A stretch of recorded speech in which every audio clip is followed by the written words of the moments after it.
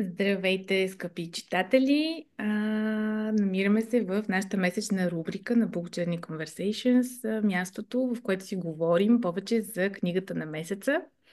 Много се радваме, че днес сме в компанията на Виолета Радкова, автора на книгата ни на месеца и леглото ни е за линина. Ето да я покажем тук. Искане. И Аз затова... нямам. Може би аз мога да покажа друга книга.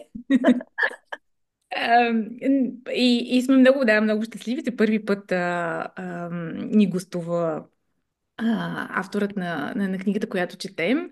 И така, това ще смени формата, ще имаме възможност да зададем нашите въпроси, ще имаме възможност да бъдем питани, нас като читатели от Виолета. Така че гмуркаме се към книгата и всъщност преди да започне с това, малко за Виолета, да кажем няколко думи. Виолета завършва английска филология в Софийския университет с магистратура по британска американска литература. Стипендиант е на Созополския семинар на Фондация Елизабет Костова и също така, вероятно, сте чували и знаете, че е съавтор на подкаста и водещ "Четене му е майката". Един подкаст за литература, поезия и обществено значими събития. Какво не казахме, Виолета, за теб и какво би добавила в така професионалния си път? Какъв акцент би сложила? Той е доста разнообразен и не знам дали да заемам времето с това, но горе-долу, да, движа се в разнообразни форми на творческите професии, ако мога така да го нарека, от културен менеджер, какъвто съм в момента, но съм била и копирайтер и творчески директор, била съм сценарист, била съм нещо като режисьор. Изобщо в един такъв кръг на съзидателните изкуства и занимания се движа и се опитвам това да ми е работа. Чудесно, да. Това знаем, че винаги е много сложно и изобщо човек да се запази в полето на така, културния сектор, особено и в България. Кога се случи за теб твоята среща с литературата? Как започна любовта към четенето, в последствие към писането? Какво е събитието или момента, или изобщо как ти го усещаш? То е от много ранна възраст, откакто се помня, чета. И винаги съм била с книги, сред книги. И това е много голяма част от мене. И също много рано почнах да пиша някакви неща. И това също винаги съм го правила. И Да. не мога Винаги ли си да... знаела, извинявай, винаги ли си знаела, че искаш да се занимаваш с този медиум някакси на изразяване, писането? О, не, никога не съм знаела какво искам да правя. А, много исках, като дете, много исках да бъда пианистка, например, и да свира на пиано. Много исках също да рисувам. Писането някакси, то ми е било като четенето, нещо, което просто си правя и не съм мислила за него по някакъв по-специален начин. Искала съм да правя неща, които не мога, а не които мога. А имаш ли писатели, които са те вдъхновявали, въобще, с които така би могла да се... Ам, в които се припознаваш, които са близки до твоята природа? И като човек, и като творец. Има и те са много. Първия, за който се сещам със сигурност, който много сериозно ме маркирал е Едгар Алан По. Може би бях 12 годишна, когато почнах да го чета и бях супер впечатлена. И след това Лорд Байрон, не знам защо него, но просто имахме биографията му и там имаше и такива негови портрети. Всъщност той ми е първия съзнателен кръш, Лорд Байрон в албански костюм. И Велик. и в последствие открих други автори, които са много важни за мене. Това със сигурност е единия е Булгаков, английската писателка Анджела Картер е много важна за мен и някои други, основно поети от англоязичната традиция. Не мога да живея без някой от тях, като Джон Дан. Не мога без Шекспир, не мога без Кристофър Марлоу. И, и да, общо взето това се сещам сега. да си говорим и споменаваме писатели, преди да пристъпим вече към И леглото ни е зеленина, какво четеш в момента? Кои са заглавията на нощното ти шкафче? Ами веднага мога да ги покажа, защото нали, вие показахте моята книга, пък Да. аз я нямам. Показвам първо новия роман на Йордан Радичков О, «Дървения супер. костюм», Да. просто защото ние с него наскоро имахме едно съвместно събитие, доста яко, и аз я четох повече от един път, даже повече от два пъти я прочетох с тази цел. Друго нещо, което вчера ми беше доставено е Анима, последната книга от Еха, четирилогията на Капка Касабова, която нямам търпение да прочета. Тя също е много близка до сърцето ми автор и с темите, които се занимава, които са свързани с природата, но и това да тръгнеш по дирите на нещо, което е застрашено да изчезне, каквито са подвижните пастири в Пирин. И какво друго имам? Да видя. Нещо, което си заслужава да ви покажа. Защото тук имам и други неща, естествено.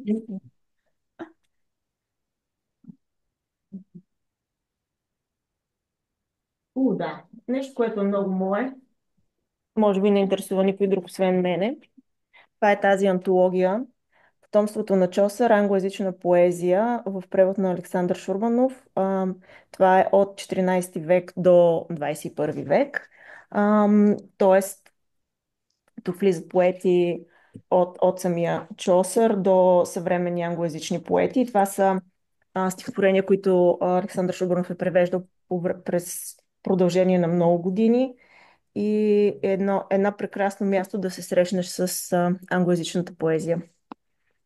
Разкошно. лично Да, много се развълнувах от тази книга. И аз също мисля, че получихме много добри, също и препоръки към нашите читатели в момента за заглавия, които могат да погледнат и да полюбопитстват и прочетат. Добре. И леглото ни е зеленина е твой дебютен роман. Ето да го покажем отново. Излиза през ноември 2024 от портфолиото на издателство Жене 45 под редакцията на Борис Минков и с корица на любимата ни Люба Халева. Една книга, която разказва за едни доста бурни времена, по време на Балканската война, времена, в които така, родовете биват изкоренявани, братя, бащи биват изпращани извън страната, разместват се човешките съдби и оставят сериозни белези, рани, травми, които поколения наред и напред ще бъдат носени.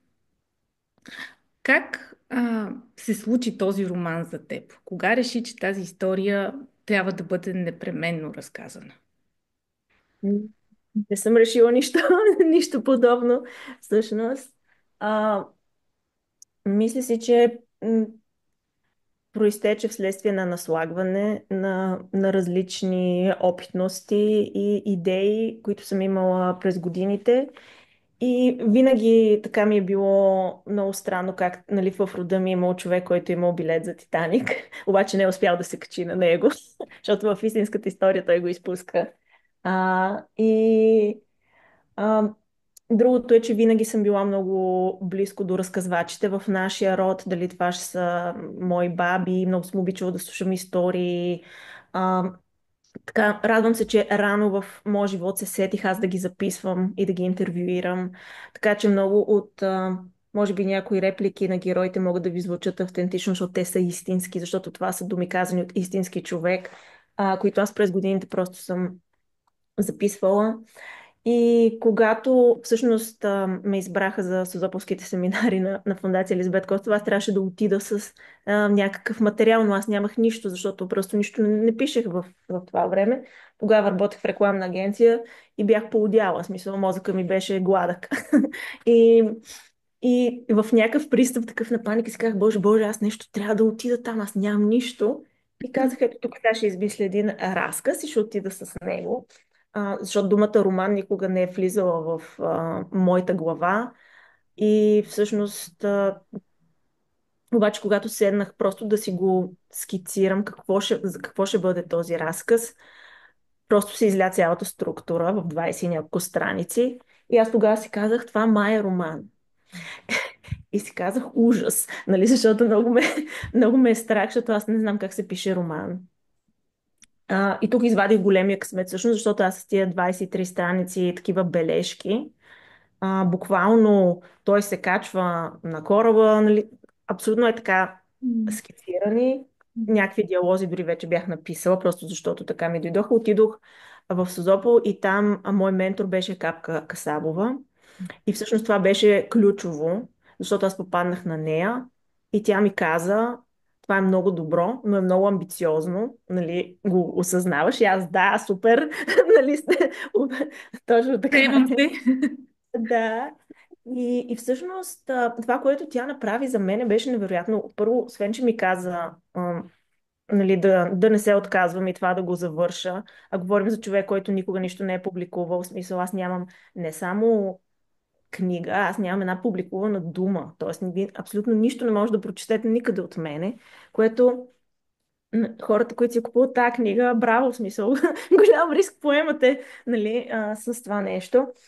И, и освен, че нали, тя ме окоръжи, но тя направи нещо невероятно. След като нейният формален ангажимент там приключи, тя не се отказа от мене и от време на време ме проверяваше, дори се опита да ми намери някой опитен писател тук в България, защото Капка живее в Шотландия, който да ми е нещо като ментор и да ми помага, за да стане този роман. И само мисълта, нали, че в Шотландия седи Капка Касабова и ми чака аз да напиша този роман. И аз бях ужас, трябва да го напиша, защото не как може така да не мога да го напиша. И започнах и беше много трудно и ми отне 7 години. Но в крайна сметка го написах, защото имам OCD за завършване на нещата, което понякога е добре, но понякога не е добре. Вау, това е един Аз много... бих казала, че браво, че имаш OCD за завършване на нещата. Да, понякога много ми помага, като в случая, нали, но не винаги това е добре. Знаех, Това е... че в някакъв момент ще го завърша, незнайно след колко години и как, но да. Но не знаех дали ще го дам на издател, което ми отне още примерно около 2 години се вайках, о боже, как да го дам на издател, страх ме е и така нататък. Аз мисля, че си поела абсолютно правилния риск и вярвам дълбоко, че така ни се случват големите неща всъщност в живота, когато най-много, може би ни е страх, най-много се чувстваме несигурни, това ли трябва да направим точно, но в повечето случаи в последствие се оказва, че точно това е трябвало да направим и като читател на а, и леглото ни е зеленина, категорично мога да кажа, че по никакъв начин и от никъде не може да се усети, че това е дебютен роман. Да, вероятно, разказът и разказите по принцип са формат, който може да ни се струва по-лек и като за начало, като че ли възможен, но държим нещо разкошно в ръцете си. За мен този роман е като картина на една епоха и едно време, което бъдещото поколение или бих казала и поколението сега трудно може да си представи как то е живяло и ти си успяла да го нарисуваш, бих казала, по един безкрайно поетичен, увлекателен начин и романа, разбира се, той не е исторически, има своята фикция, но е прекрасен начин да запознае читателите си с тази епоха, с това време и същевременно, което е за мен последващото му достижение, е, че той е изключително съвременен. Той, според мен, може да говори за миналото и темата да се намира в миналото, но, например, отчуждението, да се чувстваш чужденец в собствената си страна, избирайки пътя да бъдеш в чужбина. Това според мен е изключително актуално и макар и формите да са се сменили като мотиви, защо хората биха го направили, мисля, че има възможност за припознаване и по тази линия. Така че поздравления за риска, който си поела. Много се радваме, че си имало и правилните хора, които да застанат до теб в лицето на Капка Касаво и да бъдат, защото и това е много важно. Считам в човешкия живот да има тези хора до нас, които ни подпират, подтикват и са двигателят за процесите.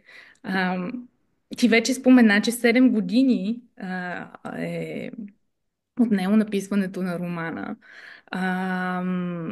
За него ти извършиш множество изследвания и проучвания с специалисти от най-разнообразни теми, от бейсболната тематика до арменската кулинария. Как ти се случваха тези срещи? Как намираше тези хора? По какъв... да ни разкажеш малко повече за този процес, изследователския. Да, то като цяло бих казал по магичен начин, както беше и писането на самата книга. Аз мога да напиша книга за това как написах тая книга, защото някакси през цялото време имах чувството, че Вселената се размества, за да направи така, че аз да мога това нещо да го направя и толкова много ми помагаше и ми изпращаше хора по най-невероятен начин, в най-невероятни моменти. Всички хора, с които съм се свързала, просто са били толкова щедри към мене и с времето си, и с всичко. И толкова много са искали да ми помогнат. Аз наистина не мога да й благодаря достатъчно за това, което направиха. И да, целият процес беше много, много, много специален и не знам дали е възможно да ми се случи втори път такова нещо в живота. Аз бих се включила, че сега като те слушам, наистина цялата тая магичност, за която разказваш, абсолютно се вмъкнала в романа и се усеща докато го четеш и съм абсолютно съгласна с това, което и Свети каза. Просто има някаква невероятна поетичност и съвременност в тема, която по принцип би трябвало да ни е далечна, би трябвало да ни е непозната. Даже на моменти бих казала, не бихме искали по някакъв начин в това съвремие, в което живеем, нали, толкова много да се връщаме назад. Аз поне от личен опит и така разсъждения споделям, че специално в книгите, които ми се четат напоследък, ам, предпочитам света, за който чета да е за напред, за бъдещето, за това, което ни предстои, за това, което някакси, в което се развиваме всички ние. Разбира се, по никакъв начин не отричам корените. И аз съм много свързана с моите и бях изключително така приятно изненадана от усещането, което имах докато четях твоя роман, че всъщност точно тези теми, които ни това, в което ние сме обвързани дълбоко, вкоренени с миналото, с предците, по толкова лек и толкова възприемчив начин си описала и толкова някак си ти влиза абсолютно под кожата, докато го четеш. И също мога да кажа, че абсолютно, както и Свети каза, тази тема за това да бъдеш чужденец в собствената си страна, мен лично много ме вълнува и поради това, което ми се случва в моя личен живот, нещата, които аз правя и беше невероятно някакси да припознавам себе си в много ситуации, в много усещания, в страховете и защо в цялото това желание, нали, човека да се реализира, за да е удовлетворен и щастлив самия себе си, но и за да не предаде близките и рода си също времено. Да, Да, благодаря ти много. Всъщност това ми беше съзнателна цел, да не влизам в епоха, а да бъде много ясно, че това е съвременен роман. Нищо, че действието се развива не сега. И, да. и това се опитах да го направя по много и различни начини. Надявам се, да, че това е било успешно. И другото, което много би се искаше да го има е този герой, нали, Иван, той да бъде всеки човек. Има такъв персонаж в средновековните пиеси, казва се Everyman, това е човечеството. И затова той се казва Иван, защото аз исках да има едно такова квадратно, четирибуквено име. и той може да бъде всеки от нас. И едновременно хем да е много характерен, хем някакси всеки да може да се види в него. И това също не знам дали и доколко е станало, но това е било нещо, за което съм мислила съзнателно. За тези две неща мислех съзнателно, че не исках да отивам в епоха и да държа съвременното и да имам този герой, който, който може и да е всеки един човек.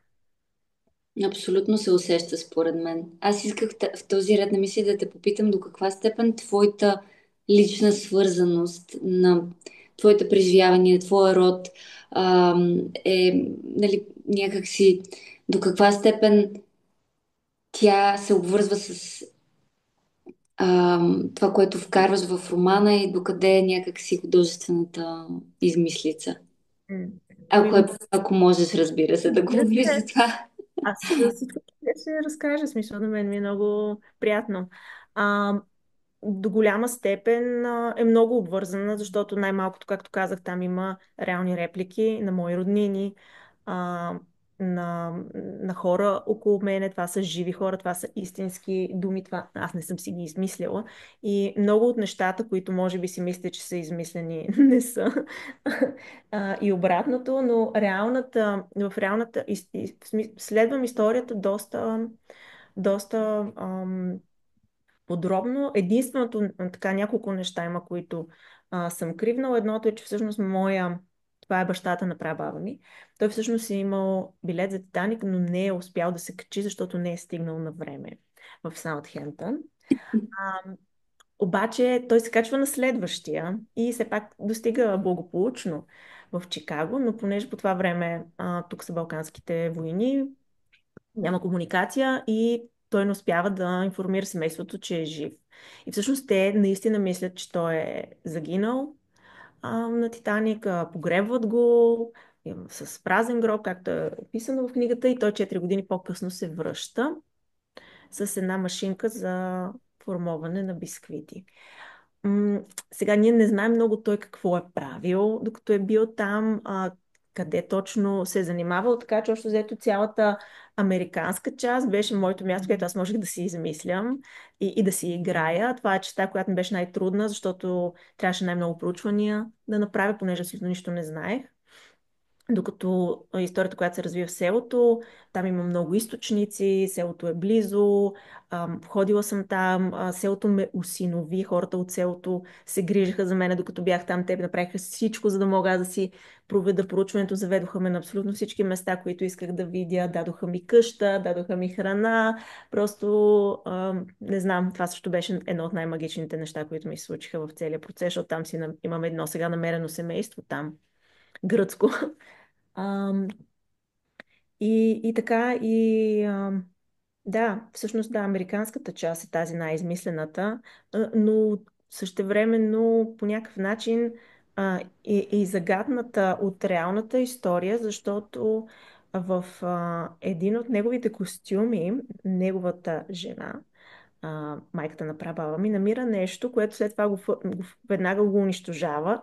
Моята прабаба не знае какво е то, което всъщност даде някакъв ключ, че там има някаква тайна, там има нещо, нали, около което какво е това нещо, защо то е унищожено, нали, никой не знае какво е това. Някакво малко пакетче, какво може да има в това пакетче, дали е снимка, дали е нещо. И така това завъртя едни такива размисли, от които дойде всъщност американската история. Но общо взето това, което се развива като действие в България, е реално и се е случило точно така. А как се вдъхнови за персонажите в Америка? Ами, трябваше там трябваше това, което трябваше да стане всъщност, за да мога да избутам цялата тази част, беше аз просто трябваше да го населя аз това място и да се преселя, да кажа, ето аз сега съм едно 19 годишно момче и отивам там и какво ще правя. И почнах проучвания, много въпроси. Имам, писал съм на американски библиотеки, членувам в различни форуми и така почнах да се появяват персонажи. Най-много ми помогна това, че четях списанието The Daybook, което е споменато в Да. романа. Това е истинско списание. Аз съм прочела всичките му издания от 1912 до 1914. Това са страшно много неща. Те са фототипни, които ги гледаш на компютър. В някои дни списанието има по две издания, сутрешно и вечерно, по 20 страници са. Така че Уау. и всъщност от много можах да оживея в това място и в това време. И арменската линия, разбира се, тя дойде по магичен път, както и затова според мен е вярна да я има през музиката на Тигран Хамасян, който просто бях чула преди това и толкова силно въздействие ми и до ден днешен, нали, това продължава, че то просто се оплете с всичко друго, което се въртеше в мен и по този начин излезе и аз си казах, аз трябва да имам някакъв арменски герой, защото аз съм толкова завладяна от това нещо, че не мога да нямам. И всъщност пътувах до селото и спрях на една бензиностанция в Сандански, мисля, че беше или в Мелник, някъде долу преди границата. Излязох от колата, от бензиностанцията излезе един човек и викаше така: Хей, Армения, къде си бе, Армения? И аз съм така, боже, този човек на мен ли ми говори? А той не, нали, на някакъв друг човек му вика. Но точно в момента, в който аз отивам към селото и мисля за това да стане, аз си казах, окей, нали, казах на Вселената, слушам те, правя каквото ми кажеш. И така започнах там едно друго проучване, защото аз нямам общо с... няма нищо арменско в мене, проверила съм го, но намерих хора, които ми помогнаха, които ме консултираха, така че да не ми се искаше да работя с нещо, което не е мое, нито на хората преди мене е било. И т.е. влизам в нещо, което трябва много внимателно, според мен, да се влиза на такива места, които нямаш никаква опитност, свързана с тях.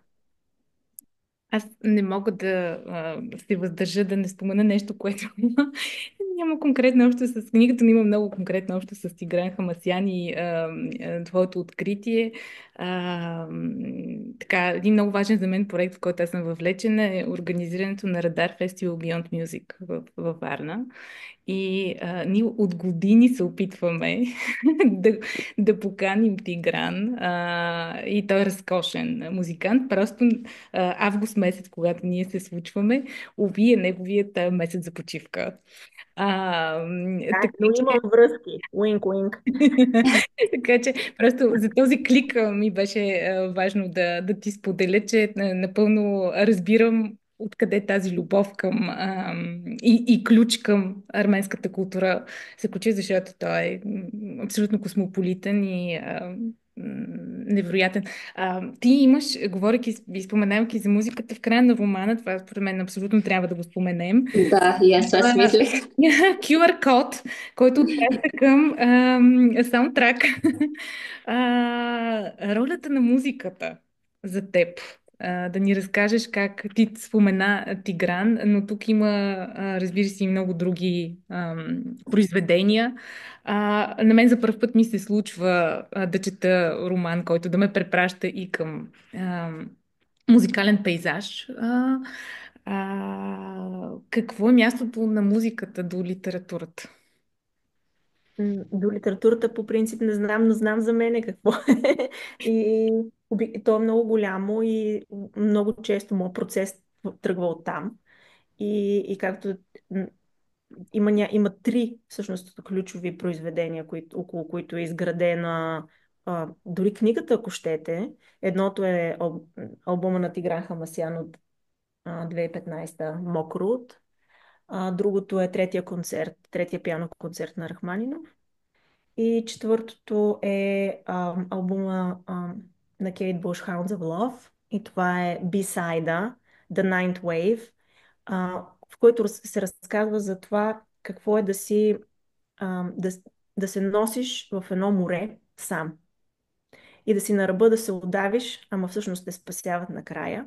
И оттам цялата тази идея за това ти за плуването, за водата, за това ти да се бориш, да не потънеш, да си в едно такова състояние между реалност и съновидение е оттам. идва оттам. Така че това са трите големи, как да кажа, то не мога дори да е хипотекст, нали, защото те не са текстове, но са някакви такива отдолу неща, които седят и за които аз много съм мислила в процеса на писане. И също така, когато пишех, нали, това не е музика, която аз съм слушала докато пиша романа. Парчетата са избрани така, че те взаимодействат, те съдържат ключове и кодове към някои от героите. И вече човек, ако реши да се зарови много, може да си ги открие, може да ме пита кое, защо това е там, но всяко едно нещо е там абсолютно с причина. И това също беше и начин, по някакъв начин още да отворя вратата към моя процес, защото плейлистата, ако видите, тя има в Spotify, има и между другото и в YouTube, но просто ми се видя селско да слагам два QR кода. И затова сложих един по-хипстърския, което не знам дали е добро решение, но по принцип и в YouTube я има и който няма Spotify може там да я достъпи. Но в Spotify може да се види кога са добавяни. А, Мгм. може да видите, че някои от тях също от 2016. Има много, които махнах. Той беше много по-голям, но в крайна сметка реших да е нещо, което е пак човек да може да го изслуша. И някои махнах, други сменях версии, затова повечето години има и по-нови, но то е по някакъв начин и дневник на това, което пишех. И също така ми даде и още една кука да го вържа с съвремието. И не да си кажем, нали, това е тук роман в епоха, той е в епоха, но да, това напомняне, аз съм тук, нали, при вас, не ви говоря от Да. 18-та, от тази година, тук съм. И това също беше един такъв начин. И понеже това беше много важно за мен, исках да го има. Аз дори исках да е в началото на книгата, но от издателството не се съгласиха на това нещо. Казаха, че нали, който иска да си слуша музика, ще си слуша музика, той ще си я намери, което е така. Но се чудех, не знам вие какво мислите, дали ще да е по-добре, ако този саундтрак беше в началото, всъщност и така влезеш в книгата. Ами аз а, също човек, който непрекъснато слуша музика и има плейлисти за всякакви ситуации, моменти, житейски. Ам, Също като Свети казвам, за първи път се сблъсквам така с музикален плейлист, който е към роман и смятам, че това е наистина страхотно и бях много ентусиазирана, че това е, както ти казваш, още един достъп до процеса, до усещането, до това, което си ти по някакъв начин. За мен това, че музиката се появява накрая, беше, може би, по-доброто. Някак си след като съм влязла в тази история, след като съм се потопила, вълнувала съм се с Иван, някак си да открия и музикалния привкус на цялата история. Беше просто като един сладкиш на финала, нали, една арменска сладка, която, нали, така да я хапнеш съвсем да се потопиш и специално за Кейт Буш аз пък съм обожавам и този албум е един от най-любимите изобщо и просто като видях, че тя присъства, има доста от парчетата, които супер много ми харесват и на мен, така че наистина благодаря ти за това и страхотна идея. Надявам се, че много повече такива романи ще има, в които да можем да се срещаме и с музикалното им вдъхновение. Аз също мисля, че правилното място е накрая, защото ако беше... Първо, защото има един много приятен момент на изненада. Ти абсолютно не очакваш, че ще има QR код към романа. И от друга страна, така, след като вече си го прочел, имаш възможност за една друга допълнителна картина. А, М. и за този код, според мен, по-лесно може да се отключи. Ако е в началото, мисля, че трябва отново да се върнеш към него, а така имаш първо действието, срещата с героите и след това музикалният пейзаж. Така че, мисля, че да, това е правилното място при всички случаи. Вие, значи, Жанет, браво, вие сте топ. Да, абсолютно. Правилен съд. Абсолютно. И сега е мой ред аз да задам някой въпрос, ако позволите. Разбира се. Може. Ще кажа два. Първият ми въпрос е защо за Бога избрахте тази книга? В смисъл, какво ви накара? И втория ми въпрос, той идва малко от... всъщност ми го зададе още Капка 2016 в Созопол, защото естествено тя е много по-знае и по-мъдра от мен и тя ме видя, че аз си правя каквото си искам и не мисля не мисля за читател. И тя ми каза, бе, ти трябва да мислиш за хората, които ще четат тази книга, защото тя я виждаше като книга, понеже пък аз не я виждах. Нали? И тя ми каза, трябва да му дадеш нещо хубаво на този герой. Не може да е само даунхил. Нали? А пък аз много исках, даже ми исках да е още по-мракобесно. Но слава Богу, че това тя ми го каза, защото си казах, може би е права. И затова искам да ви попитам като читатели, вие как се чувствате по отношение на тази съдба, защото някои хора ми казват, леле, ужас, нали, какъв тежък живот, това е много гадно. Други обаче ми казват, какви хубави неща и магични неща му се случват на този човек. И някакси ми се иска и вие да ми споделите просто в крайна сметка с какво чувство ви остави тази книга, дали се чувствате удавени в скръп или е нещо друго, което аз се надявам да не сте удавени в скръп. А, не сме удавени в Не скръп. сме отдавани в скръп. Мога да го кажа, да, в Слава нашето Богу. число. И аз мисля, че двата въпроса са абсолютно се взаимосвързани. Бих така, взела първа думата да отговоря. Защо я избрахме, разбира се, и Менка ще каже. За мен това, което по някакъв начин вече споменахме, че романът има за своя територия, сцена на действие миналото, но същевременно звучи и е мислен съвременно, е абсолютно единия пласт, който ни завладя, плени и си казваме това е важно да бъде прочетено и трябва да бъде прочетено. А вторият, който е свързан с главния герой, за мен има тези диалози, които са между него, с него самия. Въпросите на автора към читателя са изключително силни моменти, които ни приближават до сложността на човешката природа, до това, че тя не е еднопластова, напротив, тъкмо обратно, тя е многопластова. Не може да бъде мислен човека линеарно, както и времето не тече линеарно в този роман.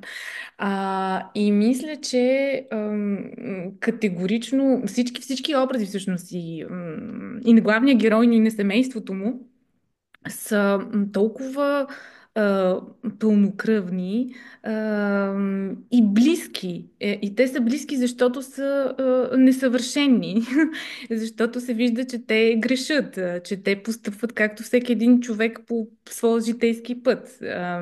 Но пък има една, за мен, любов, която също се вижда към героите. Усеща се, че те са обичани именно несъвършени, неперфектни и, както ти каза, в образа на Иван, всеки може да се огледа и всеки може да намери нещо от себе си. От своя път, от своите дилеми, които, да, са винаги, според мен, под някаква форма свързани с свое и чуждо, с взаимоотношения с семейство и други близки хора, които ти стават семейство. Всеки според мен има в историята си такива моменти и такива хора, които усеща като своето второ семейство. Така че мисля, че именно персонажите, главните герои, главният герой, такива каквито са, са другият момент, който много силно ни повлия, завладя и определи, че ние трябва да прочетем и леглото ни е за винина, защото един много важен роман, който и тази година ние така си поставихме амбициозните цели за нашия клуб, да четем наистина романи, които така са как да кажа, не попадат в типичните теми, по които съвременността се третира, така да го кажем. Дават различни ходове да мислим за нея през романа, така че още веднъж поздравления за нас, за това, което си написал с огромно нетърпение към твоите бъдещи проекти, каквито и да са те. И О, те. ужас. Само, че ми е интересно, благодаря ти за всичко, което казвам, а вие тия неща не сте ги знали преди да прочетете книгата. Затова въпросът ми е защо за Бога я избрахте in the Аз first... мога да се включа тук. Смятам абсолютно и за двете ни се свети. При нас начина по който подбираме книги, имаме няколко такива наши си вътрешни критерии, ам, които нали, някаква съвкупност от как ни привлича една книга. Със сигурност факта, че много рядко четем български автори в клуба, което не е целенасочено, но някак си се получава така, че по-трудно успяваме да, да, да намерим това, което искаме да бъде част от нашия клуб. По начин, по който абсолютно пълнокръвно, без да знаем какво ни очаква от романа, да се припознаем толкова лесно, колкото за добро или за лошо се припознаваме в чужди автори. А, и това беше много важно, наистина, някакси да намерим български автори, българска книга, която без да знаем какво предстои, наистина просто на, ако щете, енергийно такова ниво да знаем, че искаме да прочетем. Разбира се, факта, че книгата изглежда по този начин също има огромно значение. Ние много държим на визуалната част на изданията. Случвало се това нашите съчитатели знаят да се откажем от книга, просто защото наистина не смятаме, че изглежда добре, което да, може би Е, да не е се хубаво да се покрием. казва, но да, но съществува. И в крайна сметка това е някакъв вид, смятам, право на читателите да искат да четат и да притежават книги, които наистина изглеждат красиво. Да, ние А, искаме просто заглавията, които предлагаме, да остават в библиотеките. Да знаем, че да, това, което хората ще намерят в нашия колет, те ще се чувстват щастливи да си го сложат в библиотеката. Това е все пак хартиено издание и то трябва да бъде красиво според нас. И заглавието също. Извинявай, че те прекъснах. Да. да, Какво аз да съм кажеш, абсолютно да. да. Да, също мисля, И че заглавието е Между другото, за прекрасна заглавието покана. много храна ми е сипана, да знаете. Но аз не се отказвам от него. И представям си. да, и всъщност аз съм много благодарна, че нали, от издателството не настояха да го сменям, защото това ще да е дилбрейкър и в смисъл нямаше да...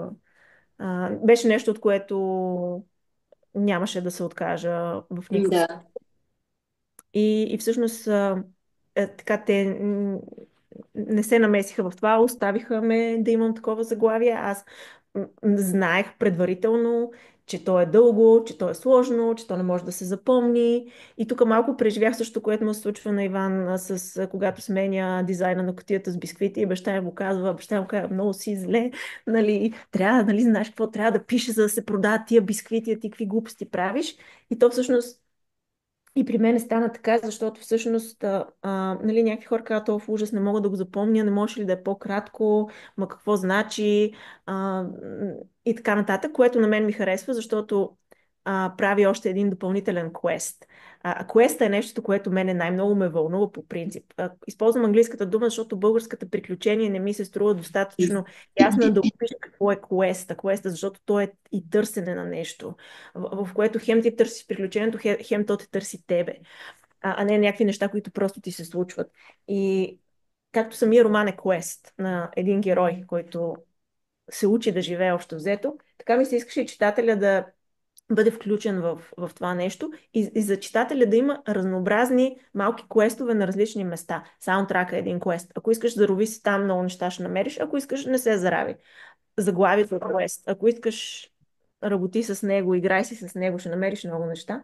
И това, което всъщност най-много ми харесва, е, че книгата в момента се подвизава под различни имена.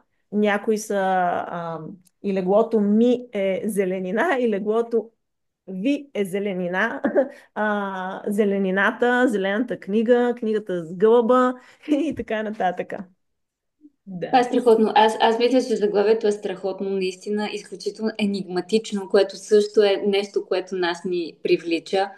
И разбира се, вече 3 години с Свети движим нашия клуб.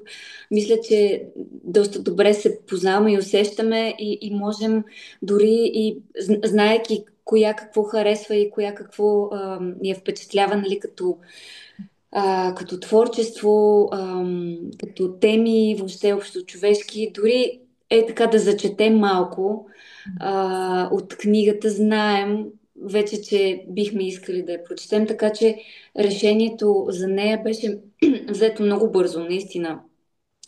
И го има и други елемент, че тогава, когато избрахме, ам, аз може би бях видяла само на едно друго място, човек, който я чете за нас това е знак, че нали, ние обикновено не се хвърляме на най-популярните книги, не се хвърляме на тези, които нали, са навсякъде, всички инфлуенсъри ги четат и така нататък. Искаме да откриваме тези наистина специални книги, които са като бижу, а, към които хората не са моментално привлечени или примерно не са чули, за да може малко или много да им дадем съвсем друга платформа, въпреки че нали, Book Journey не е грандиозен бук клъб, но смятам, че в него членуват хора, които са наистина изключителни, интересни, ам, развити и за нас е щастие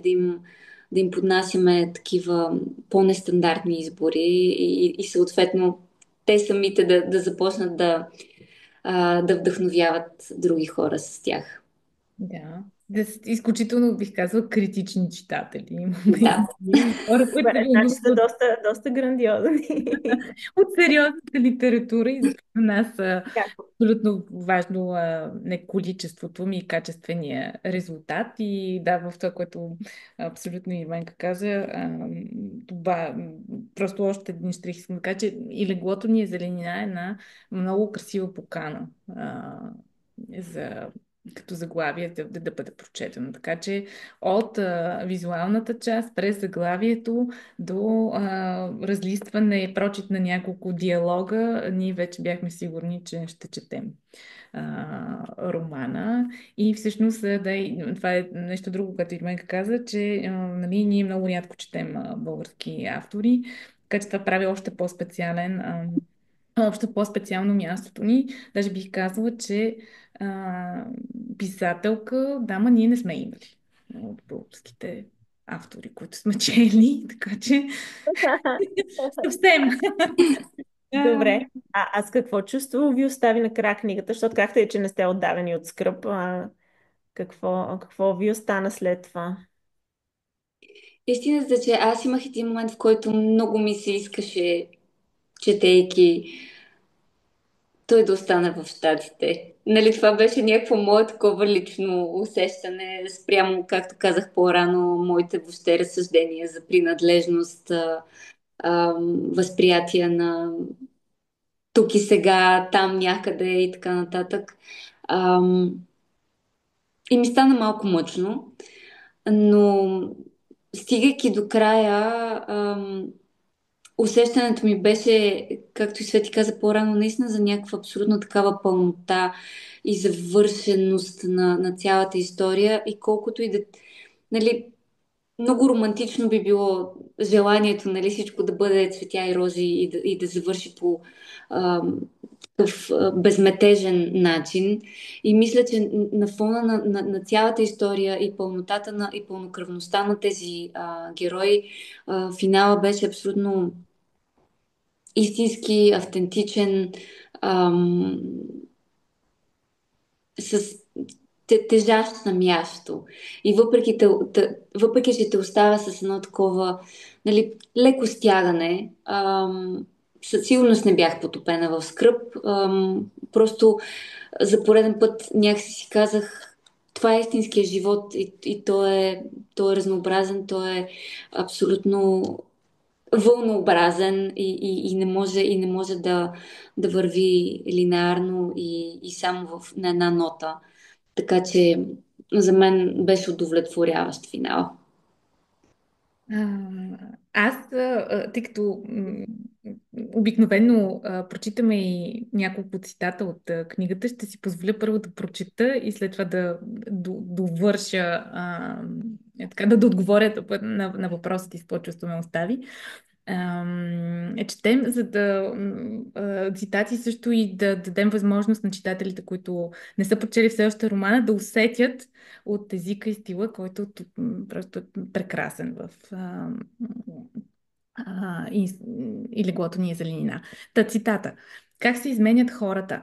Като вода, дето едновременно с това е и най-постоянното нещо. Водата се сменя формите, нагажда се. Ту меко плава и заобикаля, ту се изчезне в пара, ту се скове, та те удари. Обаче едновременно с това водата не се отказва.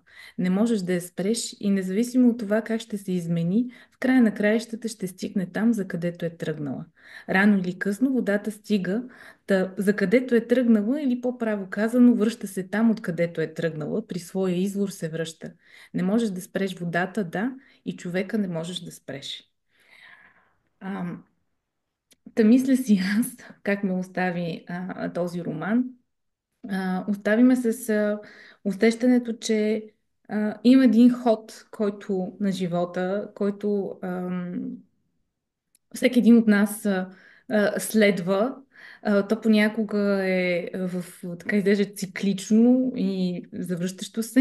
Понякога има по-различни параболи, но винаги има едни сили и това е другият много силен роман, момент в твоя роман, за който не знам дали успяхме така добре да акцентираме в разговората. Сега ще се опитам да маркирам магичното. Магичното присъства наравно с реалното и го допълва, дописва. И за мен усещането накрая беше именно това. А, Живота има своя ход. Всеки върви, учи своите уроци, пада, става. Може да изглежда отстрани като грешка за някой, да, ето както ти казваш, нали, можем само да дописваме какво би било, ако беше избрал този път, и да се питаме себе си какво би станало, ако бях избрала това и това. Но има и едни други сили и те се усещат, и те са наблизо, и те шептят, и те са до нас непрекъснато. И именно според мен този пласт на магичното, неговото присъствие по начина, по който ти си го вплела, моментът, който помага да не се почувстваш потиснат и удавен, а напротив казва ти, да, човека прави каквото прави, но има и едни други сили. Те са природни, те са неземни, те имат своите правила и ние само понякога можем да догаждаме какъв е техния ход и защо така взе, че се случи. А, Супер. Добре, много се радвам. Да, да, да. Да, много ти благодарим за този разговор. За нас беше голямо удоволствие да Каквото беше. сме да, в твоята компания днес. Ам, Аз ви Пожелаваме ти благодаря. така вдъхновение за всичко, върху което работиш и би се взела и ние ще следим с голям интерес. Да, имайте огромни очаквания. Ще бъдем. Да, в смисъл, нямайте никакви очаквания, моля ви се, защото, както казах, аз не знам дали ще ми се случи второ такова нещо в живота. Със сигурност не бих написала книга просто за да напиша книга. Тази книга просто искаше да се напише и, както казах, Вселената наистина се размести, за да може това да стане и не мога да си представя втори път това да стане. Така че може да си остана само с тази, това искам да кажа. Но пък е шедьовър, според мен. Да, Да, и затова сме си говорили в други моменти с други, по повод на други писатели, които много малко са писали през живота си, но това, което са написали е толкова м- мащабно, че това да. дори е достатъчно. Така че каквото и да решиш, каквото и да те спогоди, вярваме, ще Да, имаш да, радарите и барометъра за това да отсееш и да знаеш казвам го какво да просто, не си направиш. губете времето да ме следите. Четете Да. тази книга, четете други книги и си живеете живота. Ние сме щастливи, че сме се срещнали с нея, дори и само тя да остане, така че и аз ти благодаря. Надявам се, че живота ще ни срещне по други начини и причини, така че благодаря отново. И аз благодаря много на всички хора, които са си сложили главата в турбата, взимайки тази книга. Пожелаваме им приятно четене и до следващия път в нашите месечни разговори. Хубав ден! Чао! Чао, благодаря.